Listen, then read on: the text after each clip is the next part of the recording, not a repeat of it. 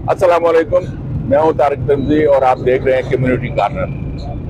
आखिरकार हिंदुस्तानी supreme court ने फैसला दे दिया और एक मसले को हमेशा के लिए उनके नुक्ता नज़र से हल कर दिया। अब देखना यह है कि इसके रद्दअमल के तौर पर आज़ाद कश्मीर में और मकबूजा कश्मीर के उन इलाकों में क्या रद्दअमल आता है। जो मुझे नज़र आ रहा है फ़िलहाल इस किस्म की कोई भी तहरीक मुझे उभरती हुई नज़र नहीं आ रही है, लेकिन फिर भी हम ये तोक्को लगाए बैठे हैं कि कश्मीरी कभी भी अपने हक से दस्तबरदार नहीं होंगे। हम आज आए हैं जनाब धरना कैंप कोटली में, जहाँ 4 महीने से हमारे कश्मीरी भाई कोटलियंस जो हैं वो बिजली की बिलों के खिलाफ एक काज लेकर एक चौक में धरना दिए बैठे हैं। अभी तक इनके मामला यकसूर नहीं हुए, लेकिन उम्मीद है कि शायद हुकूमत को रहम आ जाए और वो इन मामला को हल करे। तो ख्वातीन और हज़रात, आज हमारे साथ हैं जनाब सैयद तौक़ीर गिलानी, जो आज़ाद कश्मीर जोन के लिबरेशन फ्रंट के सदर भी हैं और गिलगित बल्तिस्तान के। हम उनसे चंद सवाल पूछेंगे।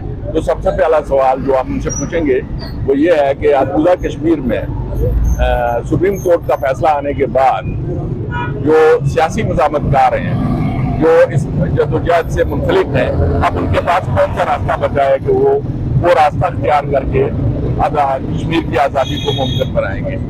शाह साहब जी, बहुत शुक्रिया आपका मीर साहब। असल में एक तो मामला ये है कि जहाँ तक इस फैसले का ताल्लुक है तो हम ये समझते हैं कि ये हिंदुस्तानी सुप्रीम कोर्ट की तरफ से अदल व इंसाफ के जितने भी मायार हैं उनको ऊपर से पुष्ट डालकर ये फैसला किया गया है।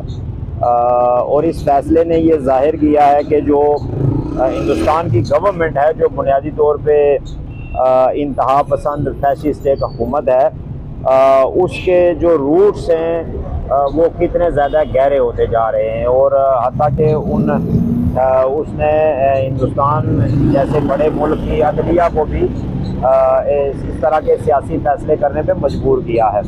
जहाँ तक हमारा ताल्लुक है JKLF का या आज़ादी पसंदों का, तो हमारे लिए 370 जो था जब वो इंटैक्ट था वो तब भी मोतबर नहीं था, और अब अगर वो इंटैक्ट नहीं है तो वो तब भी मोतबर नहीं है। हम ये समझते हैं कि आज़ादी की जो तहरीकें होती हैं उनकी कामयाबी या नाकामी का दारो मदार काबज़ीन या उनकी अदालतों के फैसलों पर बहुत कम होता है, उनका दारो मदार वहाँ के लोगों की जद्दोजहद पर होता है। और कश्मीरियों के अंदर, रियासत जम्मू कश्मीर के लोगों के अंदर ये जो आज़ादी की तड़प और आज़ादी की जो जद्दोजहद है, ये एक आप ये समझ लें कि ये इनबिल्ट है अब। और इसके बहुत सारे कानूनी पहलू भी हैं, बैनुल अक़वामी पहलू भी हैं। इससे कबल भी हिंदुस्तान ने इस तरह के इक़दाम उठाने की कोशिश की थी, जब रियासती असम्बली के ज़रिए इस इल्हाक को जो है वो उन्होंने वेरीफाई करने की कोशिश की, तो तब भी इस्लामी कौंसिल ने इसको रिजेक्ट किया था। तो इस फैसले की हिंदुस्तान के अंदर और हिंदुस्तान का जो जबर है रियासत पे, उस हवाले से तो अहमियत हो सकती है। मोदी की इलेक्शन कैंपेन के लिए तो अहमियत हो सकती है, लेकिन बैनुल अक़वामी कवानीन और जो रियासत के लोगों की आज़ादी की जद्दोजहद है, उसके हवाले से हम इसको एक और जुल्म का हथकंडा जो है वो कह सकते हैं, जो जद्दोजहद आज़ादी को दबाने के लिए इस वक्त जो है वो जारी है। अब हमारा ये ख्याल है कि रियासत के लोगों के पास एक नए सिरे से एक मौका आया है, और ख़ासकर इससे पहले तो आज़ादी पसंदों को और प्रो इंडिया या प्रो पाकिस्तान पॉलिटिकल कैंप्स को अलग-अलग देखा जाता था।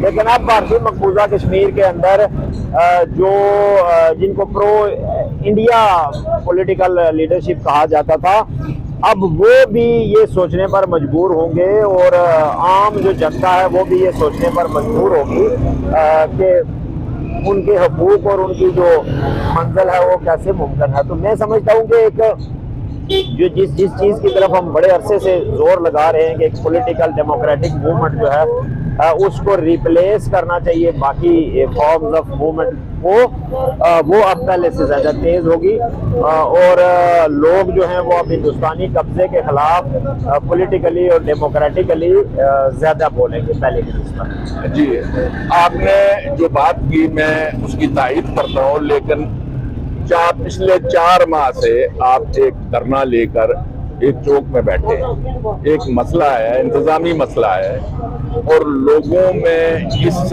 मसले की वजह से इस रियासत पर जो यकीन था वो भी मुतज़्ज़ल हो रहा है। ये आपसे हल नहीं हो रहा। आपकी इंतजामिया इस काबिल नहीं है कि वो इस मामले को भी हल कर सके।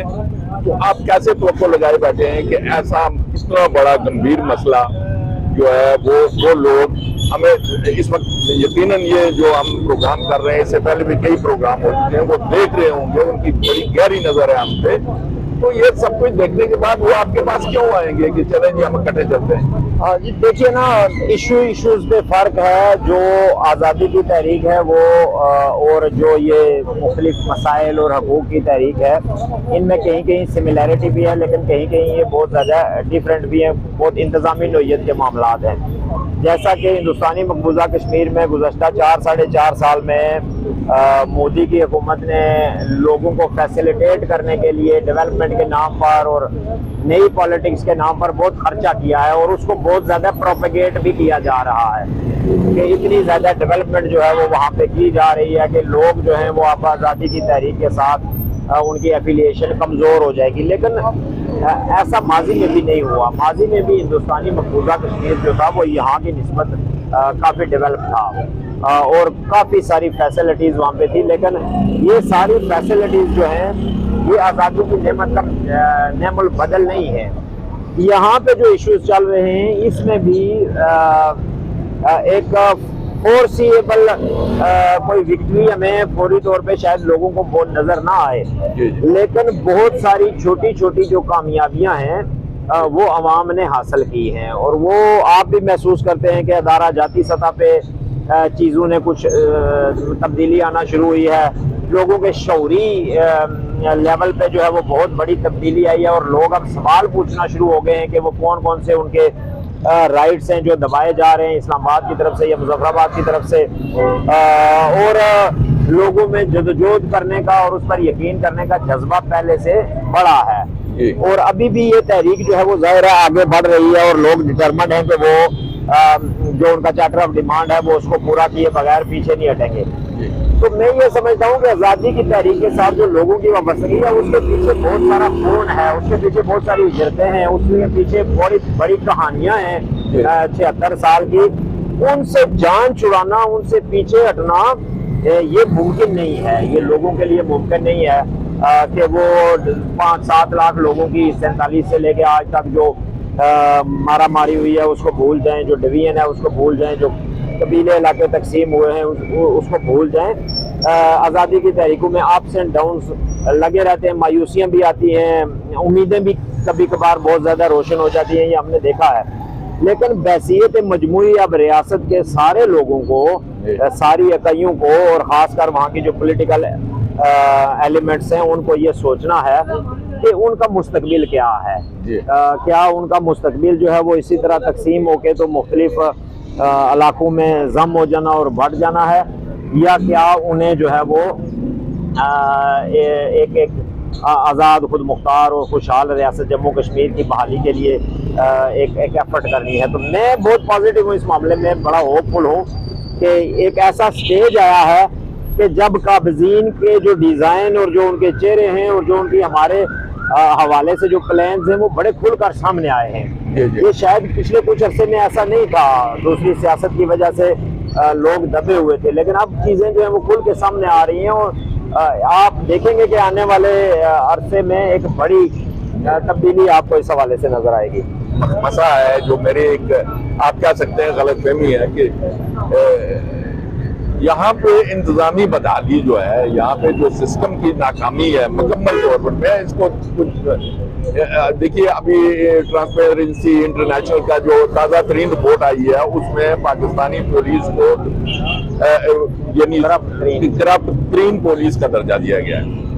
अब ऐसे हौसला शिकन जो है ना, जो इंडिकेटर्स हैं वो जो हमारे सामने आ रहे हैं, इसको देख के कश्मीरी जो ऐसी सूरत हाल में पाकिस्तान की तरफ या यहाँ इस सिस्टम के ताबे रह कर क्या कर सकते हैं कि जी ये पाकिस्तान वाला चैप्टर जो है ना, पाकिस्तान से मोहब्बत वाला या पाकिस्तान की तरफ देखने वाला, ये ऑलमोस्ट अब ये साफ हो रहा है। और उसकी वजह कोई कश्मीरियों की जदोजहद ही नहीं है, उसकी वजह पाकिस्तानी हुक्मरान तबके की वो बदअमालियाँ और करप्शन और बदनीति और अवाम दुश्मनी है, जिसने ना सिर्फ रियासत जम्मू कश्मीर के लोग मायूस हैं बल्कि पाकिस्तान के अपने लोग भी मायूस हैं। जी जी। पाकिस्तान में अभी एक रिपोर्ट में पिछले दिनों देख रहा था, कोई 4.25 करोड़ के लगभग लोग जो हैं वो भीख मांग रहे हैं। जी जी। यानी ये बड़ा एक शॉकिंग किस्म का जो है वो अदाद शुमार हैं। और बाकी जैसे आपने बताया कि करप्शन इंडेक्स जो है और बाकी बहुत सारी चीज़ें, सो यहाँ का आदमी, अब आप बड़ी तेज़ी से आपसे भी गुफ्तगू करता होगा, हमारे से भी, इस 4000 मुरबा मील वाला, कि उसको कोई होप नहीं है, उम्मीद नहीं है और वो पाकिस्तान के साथ अपना मुस्तकबिल जोड़ना नहीं चाहता। और जहाँ तक भारतीय मकबूजा कश्मीर वालों का मामला है तो उनके लिए तो ये ज़रा ज़्यादा ही अब ये चीज़ मुश्किल होती जा रही है कि एक ऐसी रियासत के साथ वो कोई तवक्कुआत वाबस्ता रखें या अपना मुस्तकबिल जोड़ने की सोचें कि जिसका अपना कोई हाल नहीं है। सो हमारे लिए इस 4000 मुरबा मील के लिए तो ये मामला जो है वो अफसोस के साथ साथ इस उम्मीद का भी है कि अब लोग यकसू होकर तो अपनी रियासत और अपने मामलात के बारे में सोचें। लेकिन जो कश्मीर का मजमूई फैसला होना है, रियासत जम्मू कश्मीर का मजमूई फैसला, उसमें हमारा हिस्सा बहुत थोड़ा है। हम रकबे के लिहाज से 21वां हिस्सा है और आबादी के लिहाज से भी हम जो है वो 4था-5वां हिस्सा है। सो जो बड़ी इकाइयाँ हैं जिसमें वादी कश्मीर है और जम्मू के बड़े इलाके हैं और लद्दाख गिलगित भी है, ये बड़ा एक उनका रोल है इस सारे अमल में। सो हम ये कोशिश करेंगे एज आज़ादी पसंद लीडरशिप जो हमारी है उनके साथ बैठ के कि हम लोगों को मसले के काबिल अमल हल की तरफ मुतवज्जो करें। कश्मीर टू कश्मीर, इंट्रा जम्मू कश्मीर जो हमारी बातचीत और हमारा डायलॉग है और जो इंटरनेशनल कम्युनिटी है, इन दोनों चीज़ों को फोकस करके तो हम मसले के किसी कानूनी जायज़ हल की तरफ बढ़े। और मेरा ख्याल ये है कि जैसे जैसे हालात बदतर हो रहे हैं इस पार और उस पार भी, वैसे वैसे लोग जो है वो मुतबादल और मुस्तकिल हल की तरफ जो है वो रजू करेंगे। अच्छा, आज़ाद हुकूमत जो है, जो स्पेस कैंप की जो इस वक्त नुमाइंदा हुकूमत है, बज़ाहिर मैं उनको फाल नहीं समझता, वो ऑन ग्राउंड उनकी कोई हैसियत नहीं है। अब देखिए ना, सबसे पहला अदब तो ये होना चाहिए कि इस ऐसी करप्ट और 28-29 वजीर हैं आपके, ऑन ग्राउंड आपको एक भी नजर नहीं आता। 4 महीने से लोग यहाँ पे बैठे जो है ना वो तड़प रहे हैं कि हमारा मसला हल किया जाए। ऐसी क़यादत के होते हुए आपने इतनी बड़ी आस उम्मीद लगाई हुई है कि मसला कश्मीर भी हल होगा। आपकी क्या हैसियत है इस सिस्टम के अंदर, आप क्या कर लेंगे? जी जी जी जी जी बिल्कुल बिल्कुल, मैं आप बिल्कुल ठीक कह रहे हैं कि आमतौर पे ये जो लीडरशिप रही है ये लोगों की एक तस्लीम शुदा लीडरशिप रही है। यहाँ पे AJK में मुख्तलिफ पार्टियाँ या मुख्तलिफ ख़ानदान है, बेसिकली पार्टियाँ भी नहीं है, कोई 2-4-6 ख़ानदान हैं जो अपनी सियासत जो है वो बरादरी कबीलों के ज़रिए यहाँ पे मुसल्लत किए हुए हैं और वो बज़ाहिर बड़े ताकतवर रहे हैं। लेकिन इस मूवमेंट के दौरान हमने देखा है और पब्लिक सेंटिमेंट्स को भी हमने देखा है कि जहाँ और बहुत सारी चीज़ें वाज़े होकर सामने आ रही हैं और वो तब्दील हो रही हैं, वहाँ पे ये जो रिवायती लीडरशिप थी जो हर जगह पे आपको दनदनाती नज़र आती थी, वो अब आपको वहाँ बहुत सारी जगहों से मिसिंग नज़र आ रही है। उनमें अहलियत की कमी अपनी जगह पे है, वो करप्ट अपनी जगह पे है, लेकिन जो तर्ज हुक्मरानी रहा है लोग अब उससे बहुत ज़्यादा बेजार हैं। तो कोई बैद नहीं है, ये वही ख़ानदान और वही कबीले हैं जो 47 से पहले के जो हुक्मरान थे, ये उनके दरबार में भी इसी तरह ही मराहत याफ्ता भी थे और मुख्तलिफ इलाकों को कंट्रोल करने के लिए वो लगे हुए थे। तो आज भी वो आगे रहे हैं और अब जो सूरत हाल बन रही है इसमें मैं बिल्कुल इस बात पे श्योर हूँ कि आने वाले अरसे में इस तरह की जो पॉलिटिक्स है, जो प्रो इंडिया या प्रो पाकिस्तान पॉलिटिक्स है, इसमें भी बड़ी तब्दीलियाँ आएंगी, बड़ी देखने वाली तब्दीलियाँ आएंगी और लोग इन लोगों को रिजेक्ट करेंगे। उसके लिए ज़रूरी ये है कि जो आज़ादी पसंद कैंप है, जो सिविल सोसाइटी है, जो बाशऊर लोग हैं माशरे के, बाशऊर तबकात और जो आम इंसान है जी। वो मुतबादल सियासत के तरीकों पर गौर करे।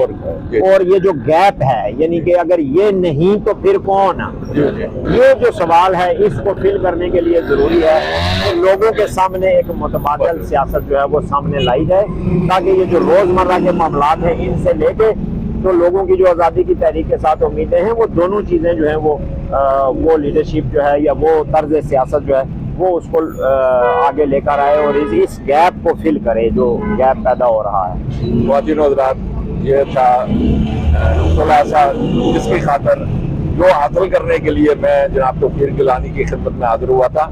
तो ख्वातीन और हज़रात, आखिरी एक सवाल जो मैं तौकीर गिलानी साहब से पूछूंगा वो बिजली बिल्स के लिए जो 4 महीने से ये कैंप लगा हुआ, उसका क्या नतीजा निकलेगा? शायद ही कोई उम्मीद अफजा बात कोई जी, अब ये जो हमारी ज्वाइंट एक्शन कमेटी है और कोर कमेटी है, उन्होंने 20 दिसंबर तक जो है वो डेडलाइन दी है हुकूमत को, और ये बकौल उनके हमारी कमेटी की ये आखिरी डेडलाइन है। और अगर हुकूमत जो है वो इसमें कोई खातिर खा इक़दाम नहीं उठाती है चार्टर ऑफ डिमांड्स के हवाले से, तो फिर ये जो एहतजाजी सिलसिला है इसको आगे बढ़ाया जाएगा। और आवाम चूँकि इस तहरीक के साथ हैं, इसलिए इस तहरीक का नाकाम होना मुझे नज़र नहीं आता कि ये कहीं नाकाम होगी। ये इंशाल्लाह कामयाब होगी। अवाम पूरे जोश और जज्बे के साथ है और वो देख रहे हैं कि अवामी एक्शन कमेटी किस किस तरह से जो है वो आगे एहतजाज की जो सूरत हाल है वो अपना कैलेंडर कैसे शेयर करते हैं और कैसे उसको आगे लेके जाते हैं। तो इंशाल्लाह 20 के बाद जो है वो इस मामले में बड़ी तब्दीलियाँ देखने में आएंगी और हुक्मरानों को फिर एक बार जो है वो अवाम की ताकत का सामना करना पड़ेगा। शुक्रिया तौकीर गिलानी साहब।